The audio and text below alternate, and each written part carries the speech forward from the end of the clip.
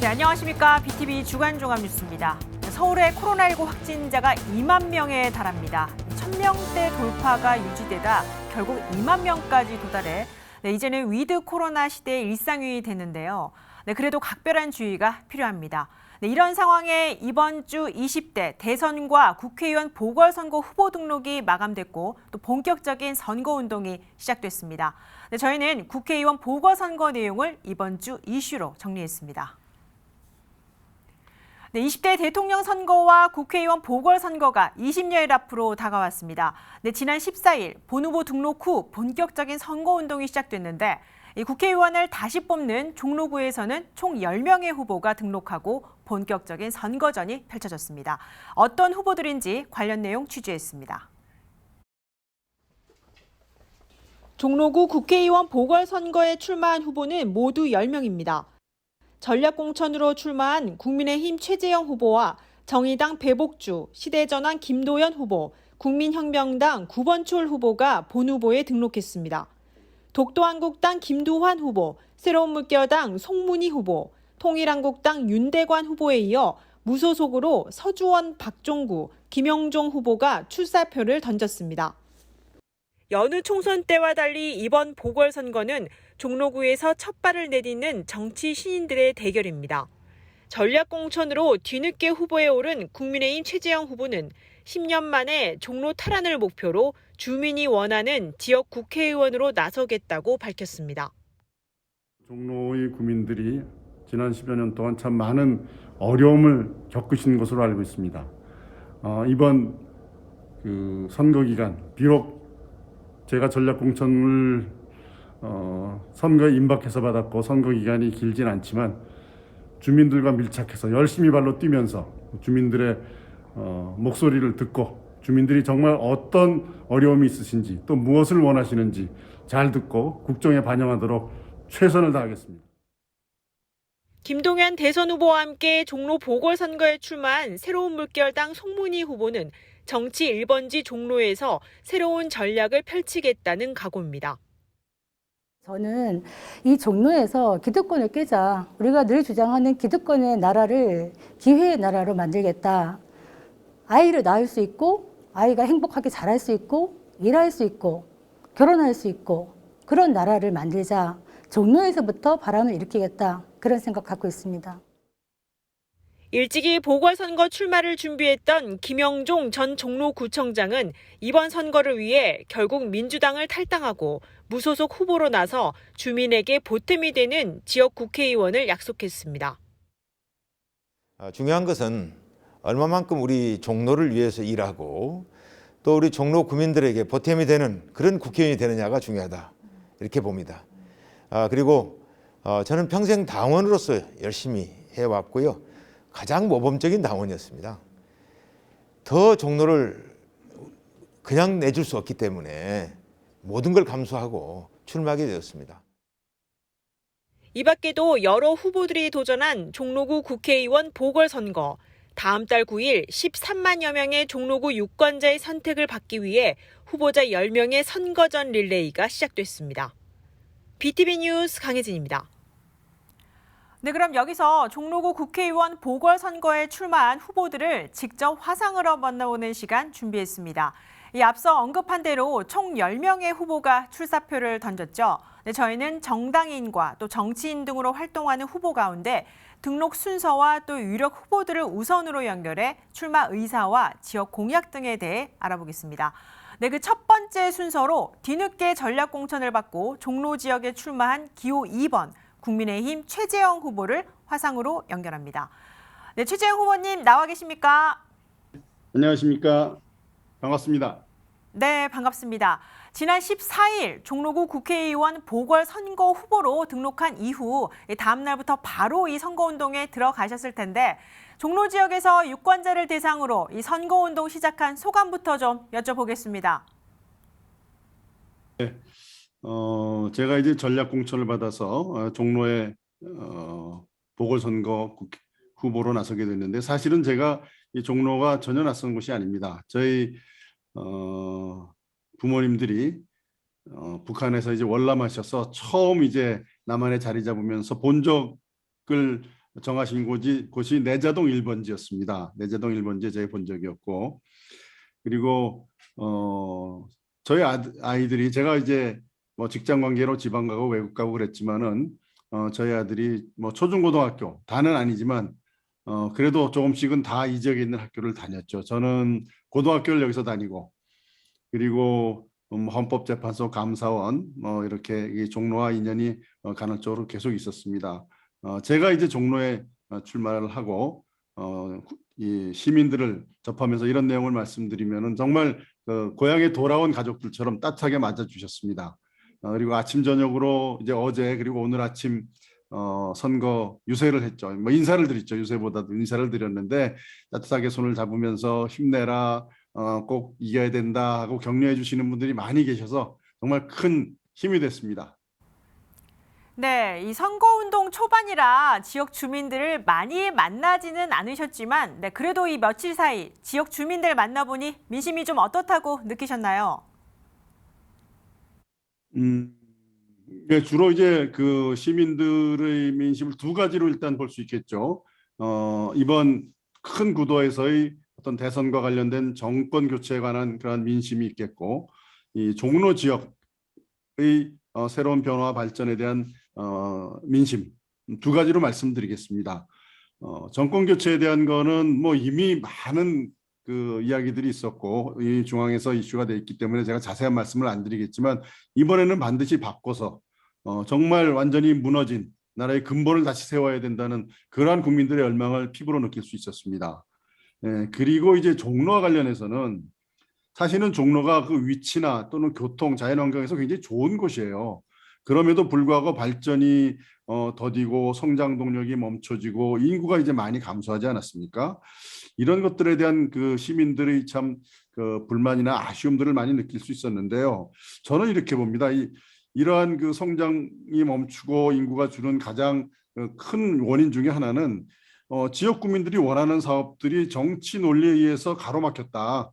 이런 것들이 있는 것 같습니다. 사실은 정치는 시민들이 원하는 것을 할 수 있도록 도와주는 게 저는 정치라고 보는데 많은 정치인들이 이 지역에 책임을 졌던 정치인들이 그게 아니라 자기들의 어떤 정책의 이념이나 생각을 가지고 일방적으로 결정하고 그것을 시민들에게 강요하는 그러한 정치 행태를 보인 것이 종로 발전을 해친 가장 근본적인 원인이라 보고 종로에 사시는 시민들, 종로 구민 여러분들이 정말 이제는 뭔가 우리 삶의 변화, 삶의 질을 향상시키기 위해서도 새로운 변화가 있어야 된다는 새로운 변화에 대한 기대, 살기 좋은 종로, 살고 싶은 종로를 만들어야 되겠다는 그런 열망을 짧은 기간이었지만 느낄 수 있었고 앞으로도 아마 계속 확인해 나갈 수 있을 거라고 저는 생각합니다. 네, 이 정치 1번지 종로에서 국민의힘 후보로 공천 받으셨는데 사실 종로 지역에서는 이 국민의힘이 10년 만에 탈환인 만큼 꽤 승부수가 있다고 생각을 하실 겁니다. 각오가 좀 어떻습니까?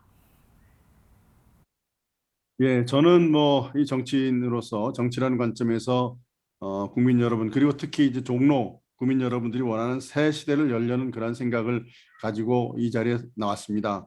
우선 뭐 국회의원이 중앙정치에서 이제 활약을 해야 되는데 중앙정치 무대에서는 근본이 흔들린 나라의 시스템을 이걸 바로 세우고 원래 국민의 것이었던 권력을 국민에게 되돌려 드리는 그러한 정치를 하겠다라는 각오를 말씀드리고요. 또 종로 시민 여러분의 삶이라는 입장에서는 그런 관점에서는 정치 1번지라는 타이틀에서 소외됐던 민생과 현안을 뿌리로부터 바로잡겠다. 그래서 이 시민을 위해서 정치가 존재하는 것이지 정치 1번지를 위해서 시민이 존재하는 것이 아닙니다. 여러분들, 우리 종로 구민들의 삶을 나아지게 못한다면 정치는 사실 필요가 없는 거죠.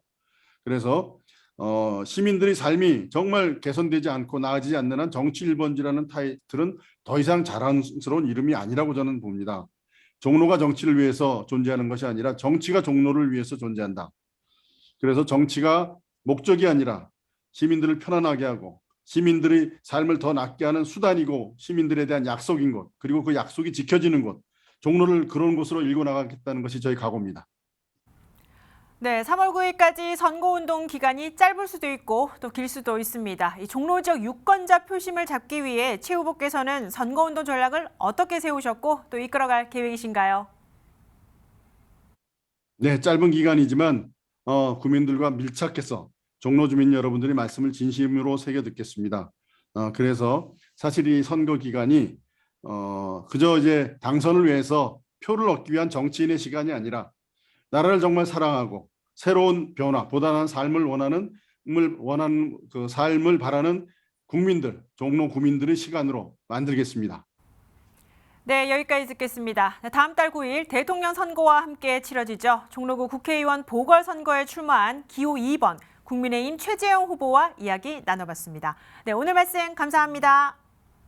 예, 감사합니다. 네, 앞서 보신 대로 이 종로구 보궐선거에 출마한 10명의 후보들의 열띤 선거전이 시작됐습니다. 사실 대통령 선거와 같은 날 보궐선거가 치러지다 보니 예전 총선 분위기와는 사뭇 다른데요. 네, 그래도 종로 지역 유권자는 물론 여론의 관심이 뜨거운 지역인 만큼 이번 보궐선거도 꽤 중요합니다. 네, 이번에는 국회의원을 뽑는 보궐선거 주요 일정과 또 후보자는 물론 유권자가 유념해야 할 사안에 대해 알아보겠습니다. 네, 정확한 정보 전달을 위해 종로구 선거관리위원회 선거 2개를 화상으로 연결합니다. 네, 종로구 선거관리위원회 선거 2개장님 안녕하십니까? 안녕하세요. 종로구 선거관리위원회 선거 2개장 원신혜입니다. 네, 반갑습니다. 먼저 이 종로 지역 보궐선거가 3월 9일 대통령 선거와 같은 날에 치러집니다. 이번 보궐선거가 얼마 남지 않았는데 이 선거에 출마한 후보자와 또 종로 지역 유권자가 주의할 사안부터 좀 알려주시지요. 네, 이번 종로구 국회의원 보궐선거는 제20대 대선과 동시에 치러지게 되어 선거 일정은 대선과 같습니다. 입후보 예정자는 선거법에서 정한 절차와 방법을 철저히 준수하여야 하고 지역 주민들 역시 올바른 선거 참여와 선택을 하는 것이 무엇보다 중요합니다. 후보자나 유권자 모두 선거법이 금지하는 금품 수수행위, 허위 비방행위 등 각종 부정이나 불법 행위에 현혹되지 않도록 유의하실 것을 부탁드립니다. 네, 이 같은 주의점들이 이미 공개가 됐죠. 네, 여기에 더해 이 종로 지역 현역 시의원과 또 구의원들도 이번 선거운동에 주의할 점이 있을 듯합니다. 어떤 내용인지 알려주시죠. 지방의원의 의정활동 보고서 배부나 의정활동 보고의 개최는 선거일 전 90일부터 선거일까지 할 수 없습니다. 날짜로는 작년 12월 9일부터 3월 9일까지입니다. 하지만 인터넷 홈페이지나 전자우편, 문자 메시지를 이용하여 의정 활동을 알리는 것은 항상 가능합니다. 네, 이번 종로 지역 국회의원 보궐선거 역시 여러 미디어를 통한 온라인 선거운동이 진행되고 있습니다. 이 온라인 선거운동 시 유권자는 물론 또 후보자가 주의할 점도 궁금합니다. 인터넷 홈페이지나 문자 메시지 전송, SNS, 전자우편 등 온라인을 이용한 선거운동이 확대되었습니다. 따라서 선거운동을 할 수 있는 사람이라면 누구나 언제든지 선거운동에 참여할 수 있습니다. 다만 자동 동보통신을 이용한 문자 메시지 발송과 업체를 통해 대량으로 전자우편을 전송하는 행위는 예비 후보자에 한해서만 할 수 있습니다. 무엇보다 온라인 선거운동 과정에서 후보자 등에 관한 비방이나 허위사실 유포 등 공직선거법에서 금지하는 행위를 하는 경우가 있을 수 있는데 이는 중대선거범죄에 해당하므로 특히 유의해야 할 것 같습니다. 네, 이 시간이 얼마 남지 않았는데 마지막으로 이 보궐선거 투표 당일이죠. 네, 3월 9일 유권자가 준비할 사항과 함께 개표 일정도 좀 전해주시죠. 투표 안내문에 기재되어 있는 본인의 해당 투표소를 확인하고 신분증을 지참하신 후 투표소에 방문하시기 바랍니다. 개표 일정은 투표 마감 후 투표함을 개표장으로 바로 이송하여 개표장에서 개표가 진행되는데 대통령 선거 개표 후에 국회의원 보궐선거 개표를 진행합니다. 또 개표 순서는 계안부에서 투표함을 계함한 후 투표지 분류기를 이용하여 투표지를 후보자별로 구분하고 투표지 분류기를 통해 구분된 투표지는 심사 집계부로 이동하여 다시 한번 심사 개수기를 통해 사람의 육안으로 투표지를 심사 확인합니다. 그리고 이렇게 확인된 투표지는 위원석으로 이동하여 위원 검열 후 위원장의 공표로 개표 결과가 공개되고 마무리됩니다. 네, 여기까지 듣겠습니다. 네, 올해 3월 9일 치르는 종로 지역 국회의원 보궐선거와 관련해 종로구 선거관리위원회 관계자와 이야기 나눠봤습니다. 오늘 말씀 감사합니다. 네, 감사합니다.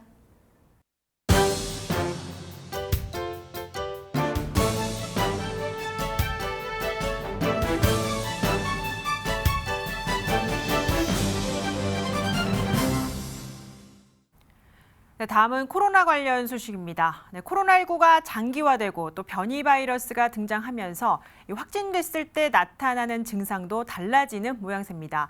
실제 최근 이 코로나19에 감염된 아이들을 통해 증상이 어땠는지 확인해 봤더니 목감기에 걸렸을 때 증상이 두드러졌습니다. 김대우 기자가 보도합니다. 지금까지 알려진 코로나19 증상은 매우 다양합니다. 질병관리청 자료를 보면 주요 증상으로는 37.5도 이상의 발열과 기침, 호흡곤란, 오한 등입니다. 또 근육통과 두통, 인후통을 비롯해 후각과 미각 소실도 해당됩니다. 이 밖에 피로나 식욕 감소, 가래, 구토, 설사, 어지러움, 콧물이나 코막힘, 피부 증상 등이 나타나는 경우도 있다고 되어 있습니다. 그런데 최근에는 이 같은 여러 증상 가운데 특정 증상이 두드러지는 걸로 전해지고 있습니다. 최근 확진 판정을 받은 한 30대 남성은 목이 아프고 기침이 나며 가래가 생겼다고 당시 몸 상태를 설명했습니다. 40대 한 여성 역시 열은 없었고 목감기 증상처럼 가래가 생겼다고 밝혔습니다. 또 시간이 지나면서 목이 갈라지고 건조해지며 목이 타들어가는 느낌까지 받았다고 덧붙였습니다. 제가 이제 주로 감기 증상이 있으면 이제 목감기가 자주 오는 편이어서 그 증상과 처음 시작은 되게 비슷했어요. 네, 근데 이제 그게 이제 점점 더 심화되니까 조금 차이가 있었던 건 이제 목 부분에 이 타들어가는 증상이랑 이제 그래서 공기가 들어가거나 이제 말을 하거나 이럴 때 그 목벽이 기도의 이 피부가 막 긁히는 느낌, 타들어가는 따가운 건조해지고 마르는 그런 느낌들이 더 좀 강하게 느껴지는 게 좀 차이. 최근 확진 판정을 받은 보건복지부 제2차관 역시 목이 잠기고 통증이 있었으며 심한 목감기 증상과 비슷했다고 보건복지부 SNS를 통해 재택치료 3일차 상황을 전하기도 했습니다. 일부 병원 관계자는 침을 넘길 수 없을 만큼 목이 아프면 코로나19를 의심해봐야 한다고 조언합니다. 그러나 최근 코로나19에 감염된 한 60대 남성은 후각과 미각만 없었을 뿐 나머지 증상은 전혀 못 느꼈다고 했습니다. 또 30대 여성은 전혀 증상이 없었는데 PCR 검사 결과 양성이 나왔다고 밝혀 목감기 증상이 없더라도 코로나19 감염을 배제할 수는 없는 상황입니다. BTV 뉴스 김대우입니다. 네, 지난해 겨우 열렸던 이 경로당의 문이 이 코로나19 확진자 급증으로 약 8개월 만에 다시 전국적으로 닫혔습니다. 이 코로나19와 오미크론 변이 확산 등으로 고령층의 감염을 최소화하겠다는 게 정부의 방침인데요. 2월 말부터는 면역 저하자와 또 요양병원 시설 입소자 등에 대한 4차 백신 접종도 시작됩니다. 서주환 기자가 취재했습니다. 지난해 7월 강북구의 한 경로당입니다. 코로나19 확산으로 1년여 만에 다시 만난 어르신들은 모처럼 숨통이 트였습니다. 일찍 나와 청소도 하고 친구들을 만나 그동안 못다한 대화를 하며 웃음꽃을 피웠습니다. 10년은 젊어지는 것 같아요. 너무너무 좋아요. 그리고 가깝았던 저 세월을 갖다 이렇게 넓은 공간에서 이렇게 형님들을 보니까 건강한 모습으로 이렇게 뵙게 돼서 너무 감사합니다. 하지만 기뻤던 시간도 잠시, 경로당의 문이 다시 굳게 잠겼습니다. 코로나19 확산은 물론 오미크론 변이 바이러스도 빠르게 퍼져가면서 정부가 14일부터 전국 경로당을 폐쇄 조치하고 노인복지관의 대면 프로그램도 전면 중단하기로 한 겁니다. 전국의 경로당의 운영을 전면 중단하고 노인복지관의 대면 프로그램을 운영을 중단하겠습니다. 중증과 사망 위험이 월등히 높은 60세 이상 어르신과 미접종자의 감염을 최소화하는 데 오미크론의 성패가 달려있기 때문입니다. 코로나19 전체 확진자 가운데 60세 이상 고령층의 비율은 계속 증가하는 추세입니다. 실제 1월 넷째 주 8%에서 2월 둘째 주에는 11.7%까지 증가했습니다. 고령층 확진자 증가가 위험한 데는 위중증 환자 수 증가로 이어질 가능성이 있습니다. 때문에 정부는 이달 말 요양시설과 병원, 면역 저하자 등에 대한 4차 백신 접종 등도 추진할 계획입니다. BTV 뉴스 서주원입니다. 네, 코로나19로 어려움을 겪고 있는 이들을 위해 정부와 서울시가 재난지원금을 지급하고 있는데요. 네, 이와는 별개로 또 서울의 자치구들도 재난지원금 지원에 나섰습니다.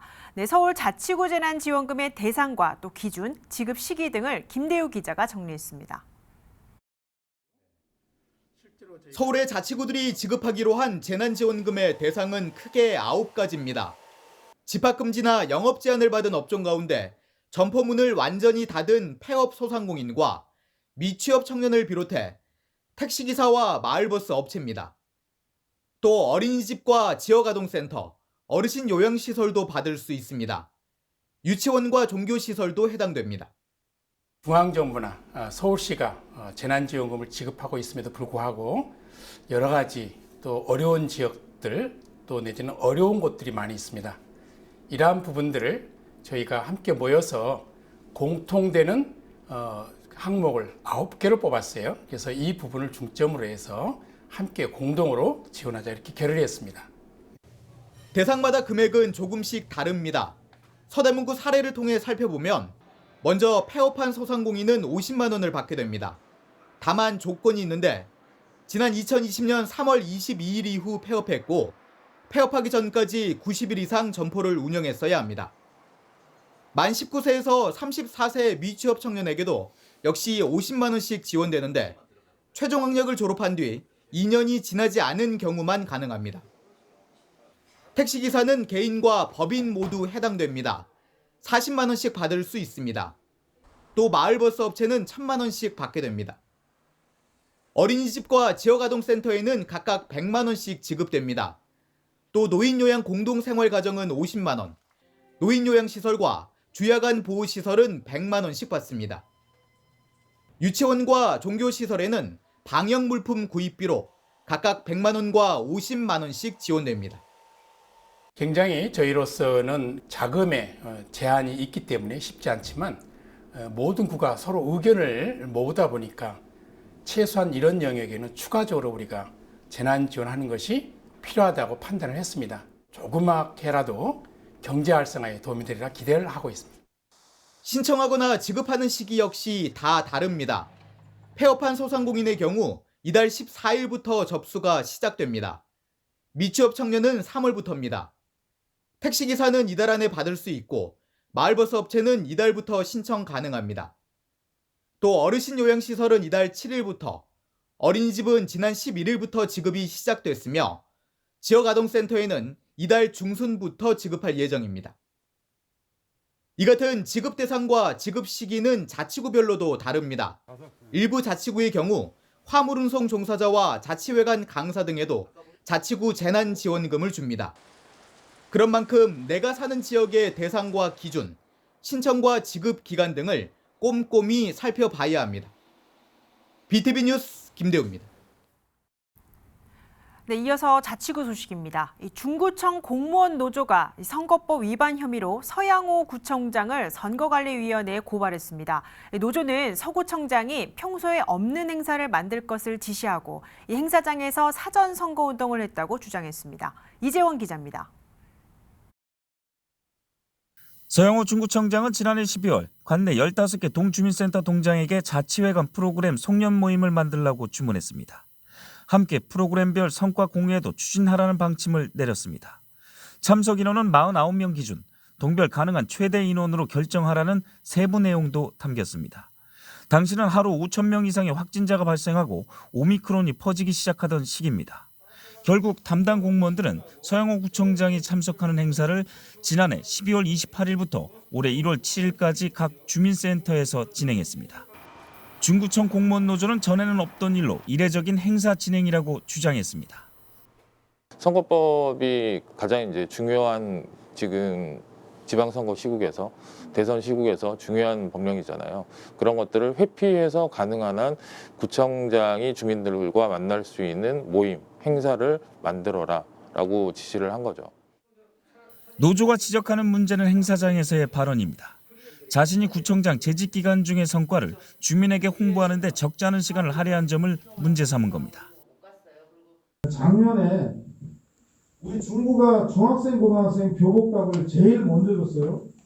우리 중구가 주니까 다른 구가 7개 구가 따라오고 작년부터는 서울시 25개 구의 모든 구청, 제가 구청장이 되고 나서 어르신 공로수당 170억부터 우리 아이들 돌봄 130억, 방과후 학교 43억에 그 동주민 참여예산 내가 낸 세금 내가 결정하는 돈 250억 돈에서 중구청 공무원 노조는 서양호 구청장을 선거관리위원회 공직선거법 위반 혐의로 고발했습니다. 선거운동 기간이 아닌 사전에 선거운동을 했고 공무원의 정치적 중립을 지키지 않아 부정선거운동을 했다는 주장입니다. 이에 중구청은 서면 답변을 통해 진행됐던 평생학습 성과 공유회는 이례적 행사가 아닌 선거일 180일 규정에 해당하지 않은 합법적 행사라고 밝혔습니다.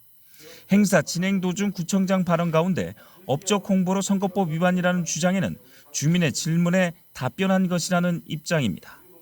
BTV 뉴스 이재원입니다.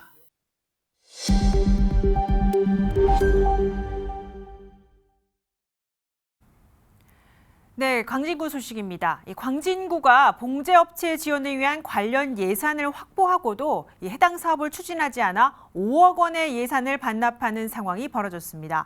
광진구는 더 큰 규모의 예산 지원을 받기 위해 사업비를 반납한 것이라고 밝혔지만 파장이 큽니다. 네, 김진중 기자가 취재했습니다. 광진구 중곡동의 한 봉제업체입니다. 중곡동 일대에 몰려있는 봉제업체는 605곳. 지역의 63%로 약 3천 명의 주민이 봉제업에 종사하고 있습니다. 지난 2020년 이곳에 자동화 재단기를 갖춘 공용 재단실 등 봉제업 지원 시설이 들어선다는 소식에 기대가 컸지만 현재 일대 업체에선 실망의 목소리가 나오고 있습니다. 상당히 좀 안타까워하고 좀 어떤 면으로는 분노도 하고 있죠. 그게 생기지 못하다 보니까 다른 지역으로 가서 지금 일을 해오고 있거든요. 그 작업을 다른 지역에 설치돼 있는 데 가서. 그러다 보니까 굉장히 불편하잖아요. 어렵고 힘들고. 광진구는 지난 2020년 서울시의 스마트 공정화 사업에 선정돼 5억 원의 예산을 교부받았지만 사업을 추진하지 않아 예산을 반납한 상태입니다. 둘 다 추진하지 못한다고 핑계를 대면서 5억을 불용해서 환수당해버린 거거든요.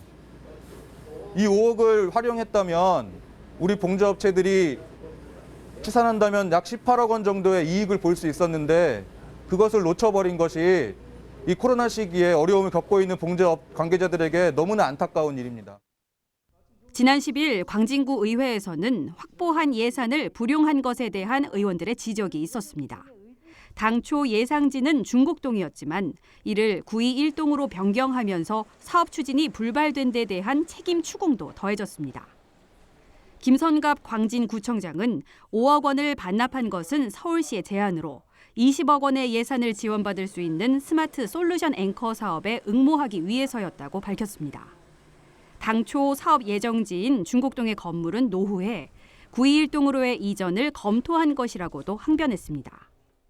서울시에서는 집적지가 아닌 것은 불가하고 대신에 좀 더 규모가 큰 스마트 솔루션 앵커 사업을 제안한 바가 있습니다. 동일 유형의 2개 사업을 동시에 추진하기는 어렵기 때문에 좀 더 규모가 큰 공모 사업을 확보하고자 스마트 공정화 사업을 내부 고민 끝에 반납하게 되었습니다. 20억 원의 사업을 잡기 위해 확보된 사업 예산 5억 원을 포기한 광진구. 아무것도 이뤄진 것이 없는 상황 앞에 지역 봉제업체의 아쉬움은 더 커지고 있습니다. BTV 뉴스 김진중입니다. 네, 사회적 불합리 등을 개선하기 위해 엄마들이 모여 만든 비영리 단체인 정치 않은 엄마들이 노현송 서울 강서구청장과 김경호 강서구 시설관리공단 이사장의 사과를 촉구하고 나섰습니다. 네, 저희 BTV 서울뉴스가 최근 보도한 한 기사 때문인데 고 최하준 군의 유가족과 시민들에게 사과해야 한다고 했습니다. 이와 관련해 해당 구청 등의 입장이 들어오는 대로 다시 전해드리도록 하겠습니다. 네, 먼저 왜 사과를 촉구하고 나섰는지 김대우 기자가 보도합니다. 정치하는 엄마들이 낸 성명서입니다. 하준이법 때문이 아니라 강서구의 탁상행정 탓이라는 내용이 핵심입니다. 노윤성 서울 강서구청장과 김경호 강서구 시설관리공단 이사장의 사과까지 촉구하고 있습니다. BTV 서울뉴스는 하준이법 시행 이후 경사로에 있는 일부 주차구역을 없앤 강서구의 실태를 최근 보도한 바 있습니다. 해당 보도 이후 관련 내용으로 정치하는 엄마들이 성명서를 낸 겁니다. 이런 법을 시행하는 행정기관에서 하준이법을 언급을 하면서 제대로 된 정보를 전달하고 있지 못하다는 것, 시민들의 오해를 살 수 있다는 것에 저희가 굉장히 분노하고 있고요. 전혀 법과 무관한 행정을 펼치면서 하준이법을 언급했기 때문에 저희가 성명을 낼 수밖에 없었어요. 정치하는 엄마들은 강서구청과 강서구 시설관리공단이 하준이법을 따랐다면 경사로 주차구역을 없애는 게 아니라 고인목을 설치했어야 했다고 성명서를 통해 밝혔습니다. 그런데 하준이법 때문이라는 핑계를 대는 한편 직무유기와 탁상행정에 대한 책임을 유가족과 시민들에게 떠넘겼다고 비판했습니다. 이런 이유에서 고 최하준 어린이 유가족과 시민들에게 당장 사과해야 한다고 강조했습니다. 강서구와 강서구 시설관리공단이 자신들의 직무유기와 탁상행정에 대해서 시민들에게 책임 전가하지 말고 유가족들에게 큰 상처를 준 것에 대해서 사과하기를 바랍니다. 강서구청과 강서구 시설관리공단은 하준이법 시행 이후 일정 경사도가 넘는 도로에 있는 주차구역 45면을 없앤 걸로 드러났습니다. 처음에는 하준이법 때문이라고 했습니다. 그런데 취재가 시작되자 주차장법 시행 규칙 때문에 없앴다, 또 이용자가 없었다는 등 다른 이유를 대기도 했습니다. 취재 도중 만난 일부 주민은 주차구역을 신청하려고 했더니 갑자기 없어져 불편을 겪고 있다고 호소했습니다. 한편 취재진은 강서구청 측에 해당 사안에 대한 입장을 물었지만 답변은 오지 않은 상태입니다. BTV 뉴스 김대우입니다. 네, 매년 4월 강북구에서 개최되는 4.19 혁명 국민문화제가 올해도 어김없이 열립니다. 특히 올해는 문화제가 10주년을 맞아 그 의미가 남다른데요. 관련 내용을 서주원 기자가 취재했습니다. 올해 강북구 4.19 혁명 국민문화제 추진을 위한 위원회가 공식 출범했습니다. 이미 지난해 11월부터 구성된 위원회는 약 3달간 문화제의 추진 방향 등을 논의하고 기본 계획을 세웠습니다. 계속되는 국민문화제의 무궁한 발전과 성공적인 개최를 위해 모든 열과 성을 다할 것을 약속하며 4.19 혁명 국민문화제위원회 출범을 선언합니다. 4.19 혁명 국민문화제는 지난 2013년 처음 개최된 이후 10번째를 맞습니다. 10주년의 의미를 되새기듯 올해는 구성도 더 다양해졌습니다. 문화제는 오는 4월 5일 국립 4.19 민주묘지에서 열리는 음악회를 시작으로 19일까지 약 2주 동안 이어질 예정입니다. 기존의 어몽길 대장과 함께하는 순례길 트레킹과 락 뮤직 페스티벌, 국제학술회의 등은 물론 4.19 혁명을 주제로 한 1박 2일간의 캠핑 프로그램도 새로 마련됐습니다.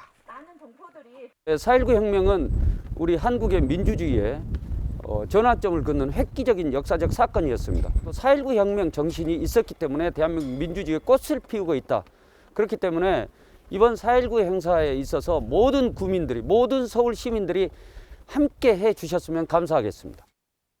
강북구에서는 지역의 가장 큰 축제인 4.19 혁명 국민문화제. 지난 2년 동안 코로나19의 여파로 온라인 위주 행사에 그쳤던 만큼 올해는 어렵게 기획한 대면 프로그램들이 무사히 진행돼 그 의미가 더 확산되게 주민들은 바라고 있습니다. BTV 뉴스 서주원입니다. 네, 다음은 노원구 소식입니다. 노원구에 모든 세대가 이용할 수 있는 복합시설이 문을 열었습니다. 이 아이들을 위한 보육시설과 놀이공간, 또 청소년들을 위한 상담시설, 어르신들을 위한 여가시설과 취업지원시설 등 이 동네 사람 모두에게 열린 공간인데요. 네, 계속해서 서주원 기자가 전해드립니다. 새 공과 새 당구대가 마련됐다는 소식에 마실을 나온 동네 어르신들. 친구들과 만나 실력 발휘를 하며 모처럼 즐거운 시간을 보냅니다. 여가를 즐길 수 있잖아요. 갈 데도 없는데 사실. 이제 나이가 많으면 뭐 산에 가는 것도 참 힘들잖아요. 근데 이런 게 있음으로 해서 여가를 즐기고 시간을 보낼 수 있으니까 굉장히 좋죠. 같은 건물 1층에는 0세부터 7세까지 미취학 아동들을 위한 실내 놀이터가 조성됐습니다. 아직 주민들에게 공개되지 않은 상태지만 소방서와 병원 등 체험형 공간들이 흥미롭습니다. 뷰티샵, 북카페 등등 아이들이 체험할 수 있는 놀이공간으로 이루어져 있습니다. 영유아 가정에서는 누구나 신청해서 오실 수 있고요. 저희 노원구 육아종합지원센터 홈페이지에서 미리 신청하시고 오시면 됩니다. 노원구에 새로운 복합공간이 들어섰습니다. 상계역 인근에 지어진 중계 온마을 센터입니다. 지하 1층, 지상 4층 규모의 가동과 나동 2개 건물로 이어져 있는 센터. 온마을이라는 이름은 말 그대로 동네 사람 모두가 함께 이용한다는 것을 의미합니다. 내부에는 어린 아이부터 청소년, 백발의 어르신들까지 세대별로 즐길 수 있는 시설들이 다양하게 조성됐습니다. 1층에는 손주가, 꼭대기에는 어르신이 쓸 수 있는 모든 세대가 어우러지는 그런 복합시설을 짓는 게 우리 동네에 필요하겠다 싶어가지고 저희 노원구만의 특화 형식으로 이렇게 이런 시설을 갖추게 되었습니다. 총 사업비 110억 원이 투입된 중계 온마을 센터. 모든 세대를 위한 거점형 마을 공동체 공간으로 운영될 수 있을지 앞으로의 모습이 기대됩니다. BTV 뉴스 서주원입니다.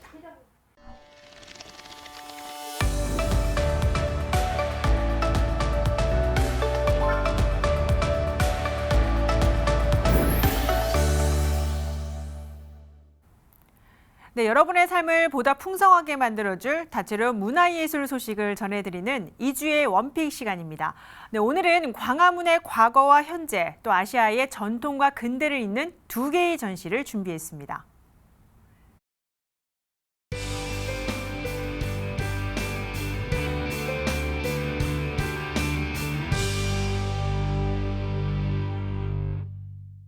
안녕하세요. 서울역사문화특별전 한양의 상징대로 육조거리 전시를 기획한 서울역사박물관 학예연구사 김현영입니다. 이번 전시는 조선시대 핵심 관청이 모여있던 육조거리를 담은 전시인데요. 최근 진행한 광화문 광장 발굴조사에서 발견된 옛 육조거리의 흔적을 통해 한양의 핵심 가로이자 대한민국의 정치, 행정, 문화의 중심이 되어온 광화문 광장의 역사와 변화상을 조명하고자 하였습니다. 먼저 일부 한양의 상징대로 육조거리에서는 육조거리의 조성과 변화 과정을 살펴보고 2부 조선을 움직이는 육조거리의 관청들에서는 육조거리에 위치한 관청들에 대해 알아볼 수 있습니다. 그리고 3부 육조거리로 출근하는 사람들에서는 관청으로 출퇴근하는 관원들의 이야기를 살펴볼 수 있습니다. 이번 전시를 통해 광화문 일대의 역사 공간을 탐색하는 시간이 되시기를 바랍니다.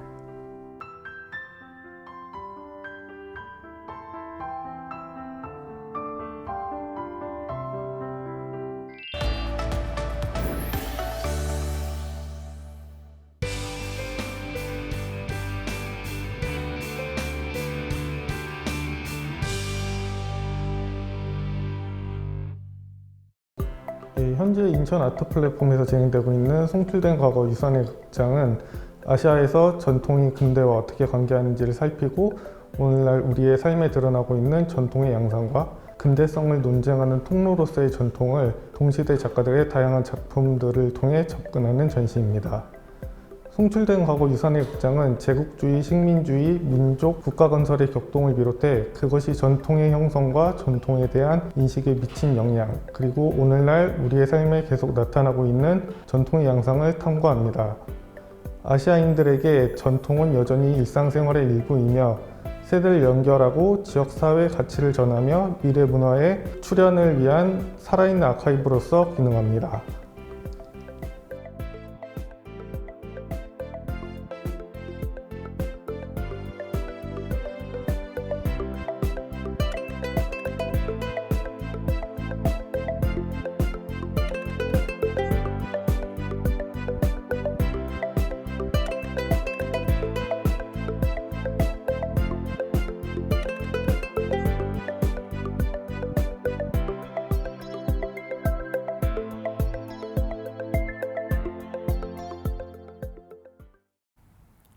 네, 다음은 다양한 문화 소식을 전해드립니다. 네, 이번 주 볼만한 영화 소개해드립니다.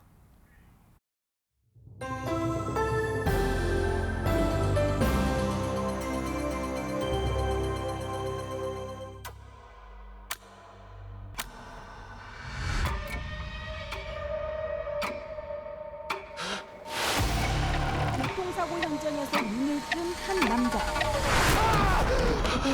그걸 진짜 난지 모르겠어요. 낯선 얼굴과 이름. 갑자기 몸이 바뀌었다고요. 또 다른 사람의 몸에서 깨어난 남자. 또 바뀌었어. 그는 12시간마다 몸이 바뀐다는 사실을 깨닫게 되고 침착하게. 모르면 처음부터. 자신을 둘러싼 사람들 사이에 연결고리를 찾기 시작합니다.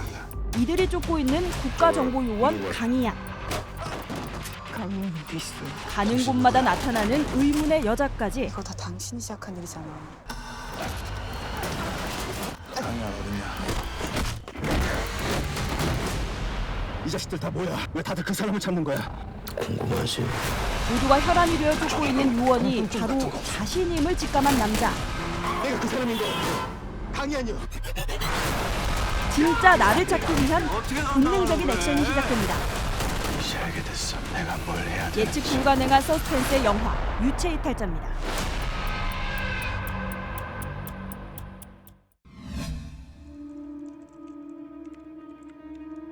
Last night I had a breakthrough.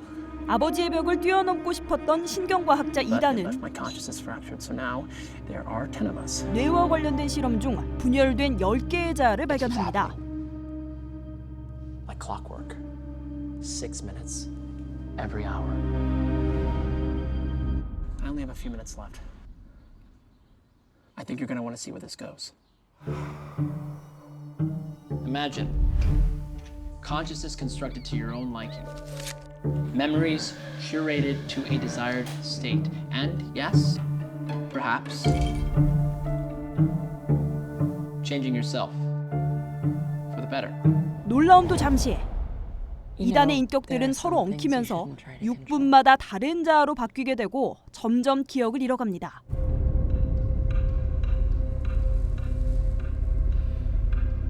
We have section 1, anxiety, then anger. Section 5 is intellect. Instead of suppressing my competing emotions, it seems we've isolated them. And section 9, euphoria. So we just need section 8. 자신이 무슨 짓을 했는지 전혀 알 수 없는 상황 속에서 가장 위험한 8번째 자아가 눈을 뜨는데 Who is this guy?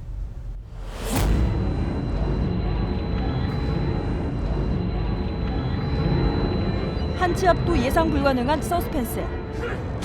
흥미진진한 심리 스릴러. It's all you, remember? You did this to yourself. How are you doing, Ethan? 영화 10 아이덴티티입니다.